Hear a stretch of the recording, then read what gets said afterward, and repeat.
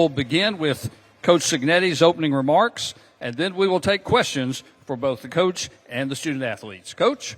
Thank you. Great to be here today. I know our student athletes have really enjoyed, yes, they are still student athletes, contrary to what some people would tell you. They've really enjoyed this experience. First time in New Orleans. Want to thank Commissioner Gill for a first-class operation and day and program today. I know he's got one more day to go tomorrow. But people have asked me, well, what do you think? It's your first taste. Well, it's really not our first taste of it, because first taste will be when we kick it off. But what did you think today? And, to me, it was like, well, it's like comparing a 55,000-seat stadium to a 10,000-seat stadium. And very impressed and looking forward to it. Look, this Sun Belt East is going to be big-time football. You got a lot of great programs in the East. Now, I'm not doing anything to slight the West. I'm just talking about the East right now, because I can remember being at Pitt in 1996 and playing Southern Miss in the Liberty Bowl and getting beat 41-6. And I can remember being at Rice in 1987 playing ULL, who was Southwest Louisiana then, and getting beat 41-14. And every one of those programs in the West, you can pinpoint a period in their time, recent history, where they had outstanding runs. The thing about the East for us, geographically, obviously, these are great rivalries with schools that we have a prior history with the exception of really Georgia State, who's a relatively new school, not that new, but back when we were playing Georgia Southern in 1AA football, and Georgia State only won 7 of their last 8 games last year. So, you look at Marshall, who has won national championships and had big bowl wins and FBS wins. You look at App State, who won multiple national championships and has had great seasons back to back to back to back. You look at ODU, who's had some terrific years, won 5 of their last 6 games last season. You look at Coastal, who's had back-to-back 10-win seasons. And Georgia Southern, who was really the preeminent premier 1AA team of its time, and has had a lot of really good seasons and a new staff, new coach, new philosophy. So you throw us in the mix. We're in an unusual position here today. Normally, I'm standing up here as one of the favorites to win the national championship and the unanimous favorite to win the conference championship. And today we are picked next to last in the Eastern Division. And people have said to me, well, is that going to be bulletin board material for you? And I said, well, I don't know. I mean, ODU's picked last. They won 5 out of their last 6 games. I think it'll be bulletin board material for them. But there's only one other time, really, in my coaching career. This is my 40th year of coaching and 12th as a head coach, that we were picked next to last. And that would have been my first year at Elon, when I inherited a program that was about 8-48. And after 9 games, we were 8-1 and played James Madison for the conference championship last game of the season. So I'm confident in our guys. Look, James Madison's a special place and a special brand. And we are going to be there, and we'll be a championship brand in the Sun Belt Conference. What I can't tell you is when, okay? But we just have that kind of school, program, and leadership, and a great recruiting base, championship culture, and belief in the locker room. And it's going to make it a very interesting little party we're putting together with our rivals in the East, because when you think about it, and all these schools with this great tradition, there's not enough seats at the table for everybody to have a great year. And that's just going to accentuate the rivalries, and they're going to become more intense and more intense. But one thing I can tell you about JMU, we're going to be there, and we're going to be on top. We're going to be on top. Now, there's a lot of unknowns this year.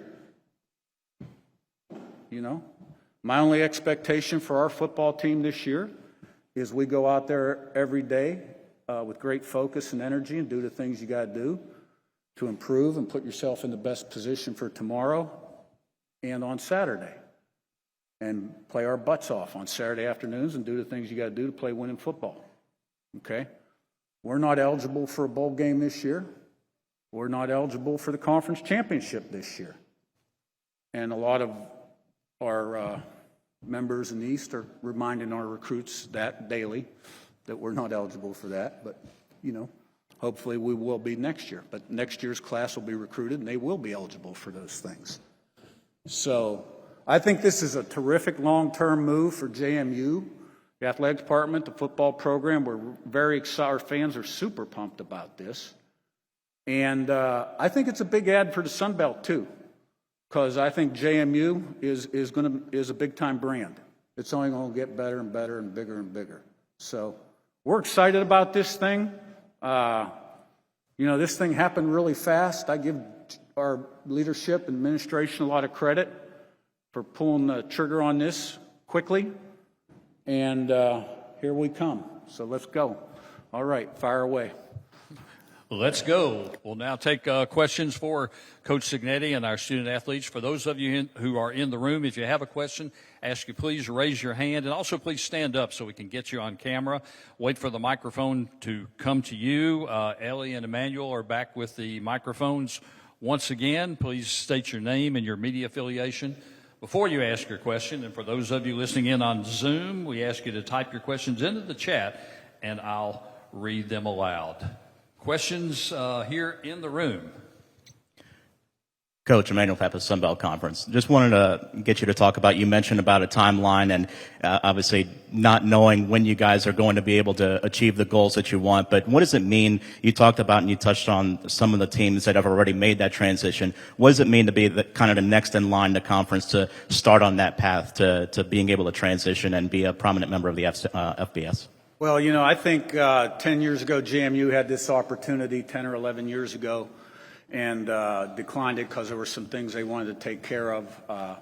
Took a very patient approach. I think we're well positioned and prepared to do this. I don't think it was a surprise to anybody when we elected to do it. And so now there's a lot of unknowns. I'm not a prognosticator. I can't tell you how many games we're going to win this year or next year or this or that. All I can tell you is we're going to work every day to make this the best it can be. And it is a transition. We're the first team ever to make this move that's played a full FBS schedule in year one. Most teams have done kind of a half FCS, half FBS thing for 2 years. But we're doing it all year one. We are at 85 scholarships if we want to be. I'm at 80 now. I think a lot of the G5s are having a hard time getting to 85. But if there were 5 great players out there, I could sign tomorrow. I mean, I have that ability to do that. So we're excited about it. Our players are excited about it. We've had a great summer, and we're ready to play football. I have a Zoom question in. It's for Percy and Isaac. The question is, without having the conference championship and all the things that go along with it this year, is there an issue with your team having the motivation that it should have this year? I don't see our team having an issue with motivation because the motivation will always be winning on a week in and week out basis. So no matter whether we can win a conference championship or win a bowl game or anything like that, once the whistle blows and we're between the lines, it's going to get competitive no matter what is on the line. Yeah, just rolling off of what Isaac said, the standard is excellence at JMU. And once the whistle starts, it's game time. I have another question from Zoom from Darian Carter of the Tuscaloosa News. And Coach, this is for you. What are some things that you learned on Alabama coach Nick Saban's staff that you've been able to implement at JMU? Well, you know, Nick sent a lot of guys off to head coaching jobs. I learned a lot from Coach Saban. Part of his original staff, stayed with him for 4 years, was a receiver coach and recruiting coordinator. A lot of people forget that first year we lost to Louisiana Monroe near the end of the season. But then our first full recruit class, you know, we signed 6 guys that were first-round draft choices and went 12-0.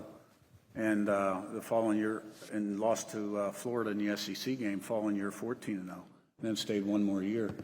I think after year 1, I had learned more from Coach about running a program, what to do, what not to do, how to do it, leadership, management, daily organization, how to recruit, how to practice, how to manage your team, how to manage your staff, you know, the messaging component, really just learned an awful lot from him. He's really a smart guy. And I think every guy that's gone on to be in this kind of position would say the same thing. I think we all take quite a bit from what we learned, and then we tweak it to our personality and our situation or a specific time in football. So obviously it was a real valuable experience. Isaac, a question for you. You were one of the guys that was really one of the leaders of this defense last year, and just talking about going into this season and with a group that's really kind of grown together. What are some of the things that you've noticed with this defensive group, especially up front as they matured, and some of the things that you're excited to looking for from the defensive side of the ball going into the season? I feel like what comes with maturity is an attention to detail. Noticing the little things, the small things that differentiate teams and differentiate winning and losing. Because a lot of times it comes down to the little things. It's not really stuff that a casual viewer will be able to notice that could be the key difference between winning and losing a game. And I feel like when you get older, a lot more emphasis is placed on those little things, and that's why you see the older players most of the time don't make as much mistakes as the younger guys because they're not keen in on those specific details to be successful. I have another question from Zoom, and this is for Percy and Isaac. But Coach, if you want to jump in here also, we've been hearing from the commissioner and the other coaches about how hard it's going to be in the Sun Belt East this year. First time through, and it's almost like let's see how they put it. You're being thrown into a tough situation. I honestly feel like at the end of the day, we're going to go out there and we're going to play JMU ball. JMU ball is just playing football at a high level every day, every snap. And I honestly feel like that we're just going to surprise a lot of people this upcoming season. I'm really excited to play in the Sun Belt East. As everyone's been saying, it's a really good division of the Sun Belt Conference. And some of these teams are teams that I even thought about going to when I was in high school. So it's going to be really exciting to go there and visit, not only play them, but also travel to the arenas and see the atmosphere that's there. And I'm just really excited to be able to play big-time football in the Sun Belt. Coach? I'm confident in our guys. You know, I saw a different energy level and focus in spring ball. The reports I've gotten from our summer conditioning program have been unlike any other reports since I've been a head coach at any school. And, you know, we've had a championship culture and a great team mindset, you know, mindset of a champion. We've been a tough, physical, relentless football team, the kind of team people hate to face. And I see these guys stepping it up to another level. And so, you know, I'm really confident in our guys. And the great thing when you have an environment and a culture like we do, when you bring new guys in, which we're all bringing in new guys now because of the portal, they assimilate quicker into your program because you got more people kind of showing them the way it has to be. So I'm really excited to get started and, you know, play these games 1 week at a time. I think they're going to – look, there's no doubt in my mind we're going to be highly competitive. We'll be highly competitive this year. There's no question in my mind about that. There's also no question in my mind we're going to be better every year following through recruiting, being FBS, adding to our facilities, adding to our resources, adding to our recruiting department, adding to things that make it a great educational and athletic experience for our student athletes. So I think the future is really bright under the sun. Another question from Zoom from Darian Carter of the Tuscaloosa News. For those Sun Belt Conference fans who are unfamiliar with James Madison, what should they expect to see this year? Well, we're going to play with 11 on offense, defense, special teams, or at least we better.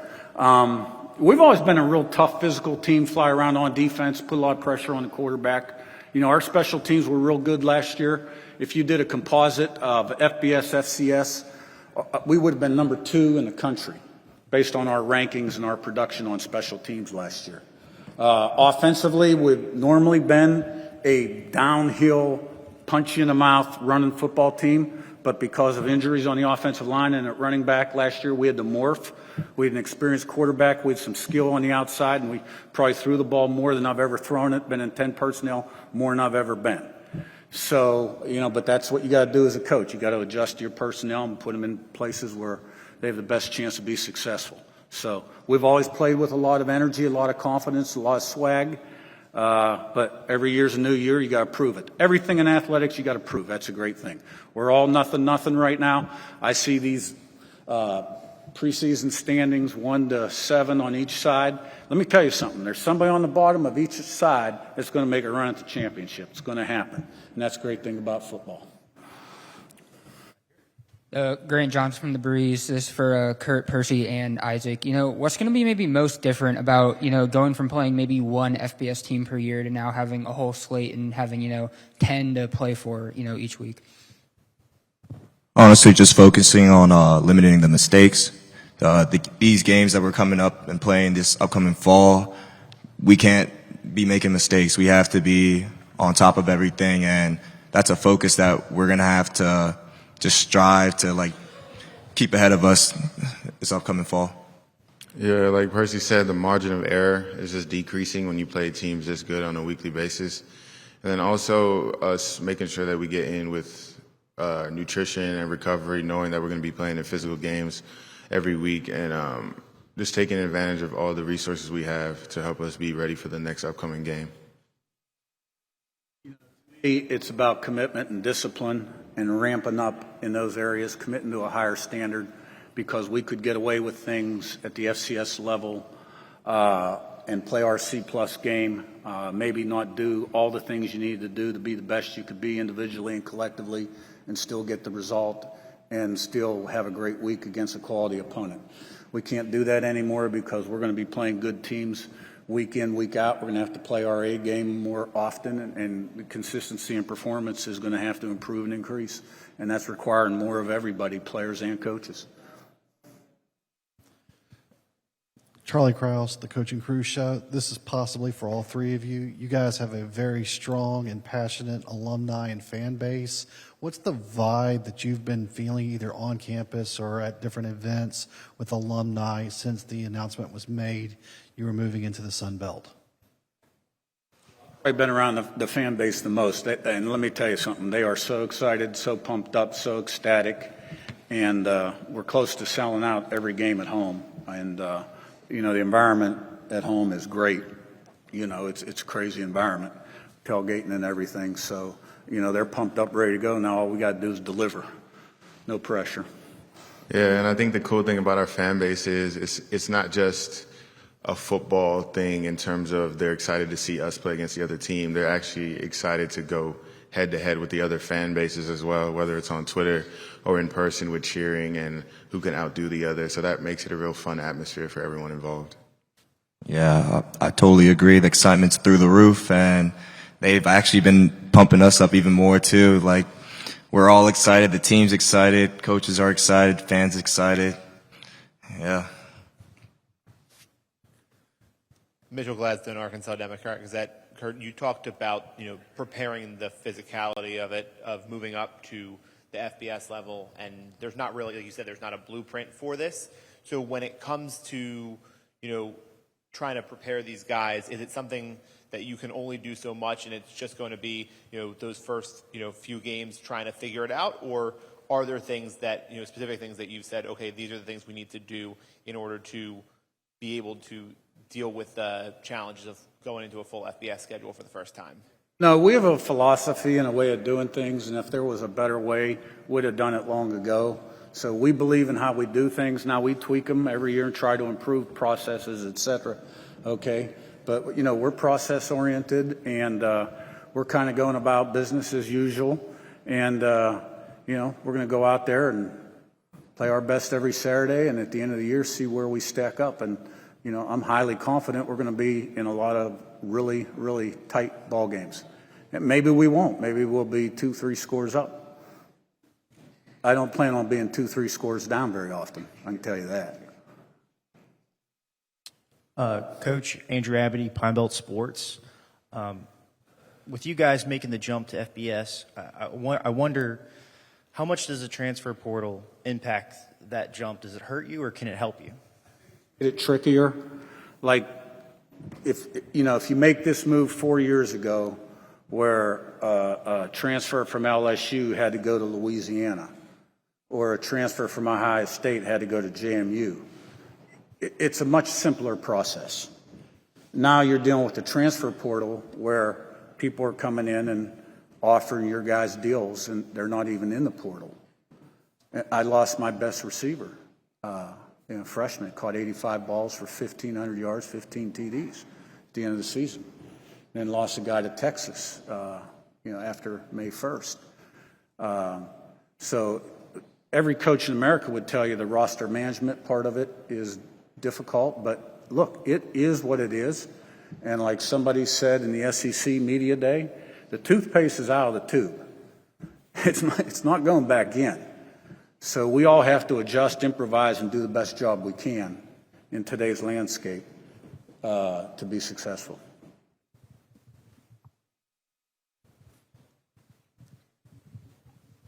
Raymond Parch with the game, 103.7 Lafayette, 104.1 Lake Charles. Coach, it's exciting that you guys are moving up and get to play in the FBS level, but you guys have some really great rivalries that you're not going to be able to play, at least for a little while, with Richmond and William and Mary. What's the game plan to keep those rivalries going now that you've made the move up? Yeah, and that's a little bit of a question for Jeff Bourne and Kevin White, and I have a say in scheduling too. We're scheduled out pretty good the next 4 years or so. Richmond and William and Mary do not show up on the schedule. Our philosophy is to play one FCS team, one Power 5 team, and then go out and get a couple G5 teams. I think we've got Norfolk and a few people like that down the road. I'm not saying it won't happen, can't happen, but right now they're not on the schedule. Coach, just wanted to ask you, you guys have mentioned on a couple of different occasions about recovery and how much tougher it's going to be against an FBS schedule. To that point, the Sun Belt just recently announced a deal with Bobby1.com and natural recovery patches. How much research goes into a product like that, especially in this new world of NIL and products that are sponsored by conferences, and kind of how much research goes into that? I'm 61 years old, and there's a lot of things out there right now I don't know about that, is kind of common to everybody else in this room. I promise you I don't know anything about this recovery patch. But I have a strength and conditioning coordinator that's high-tech, big-time science, and extremely intelligent. And he'll be coming in my office soon, I'm sure, telling me all about it. And as long as we can afford it and it's got value, we'll buy it. And then it's going to come down to finances, because until we're a full-time member in the Sun Belt and I can hire my recruiting department, my creative department, we can improve our facilities, get more offices, get a training table going, et cetera, patches may have to take a back seat. I don't know.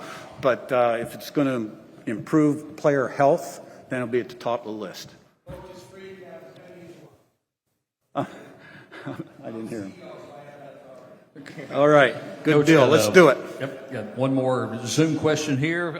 How different has the off season and the camp this season been heading into the FBS? Well, we're going to start camp. Players report August 2nd. We'll start practice on August 3rd. Last year we played 2 seasons. We played a spring season and a fall season. We played 21 games. And I was telling Coach at Georgia State, Sean, as a coach, I liked it. I know it was hard on the players, but like this off season, I feel like I've been on vacation for 3 months. Like I haven't worked in a year. I feel like, this vacation's lasted forever. So we're anxious to get back to work. How much different is it going to be? I don't think it's really going to be any different. I mean, again, if there was a better way to do things, we'd have been doing them before. So, hopefully we get out there, get better every day, keep them healthy, and have the best 11 in all 3 phases on the field against Middle Tennessee.